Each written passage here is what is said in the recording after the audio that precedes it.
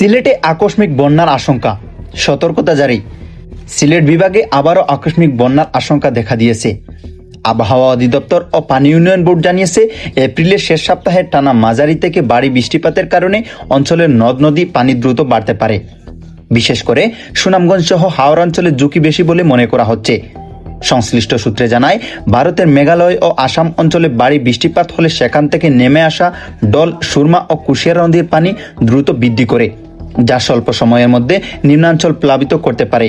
পানি উন্নয়ন বোর্ডের পূর্বাভাস অনুযায়ী আগামী কয়েকদিনে সুরমা, কুশিয়ারা ও দনু ও বাউলাই নদীর পানি বাড়তে পারে এবং কিছু পয়েন্টে বিপদসীমার কাছাকাছি পৌঁছানোর আশঙ্কা রয়েছে। এতে হাওড়াঞ্চলে বড় ধানসহ ফসলের ক্ষতির ঝুঁকি তৈরি হয়েছে।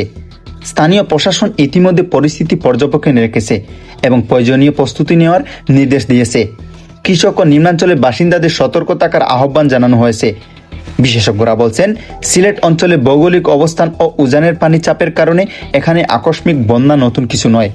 তবে সময়মতো সতর্কতা ও প্রস্তুতি নিলে ক্ষয়ক্ষতি অনেকটাই কমানো সম্ভব। পরিস্থিতি স্বাভাবিক রাখতে সংশ্লিষ্ট সবাইকে সচেতন থাকার পরামর্শ দেওয়া হয়েছে।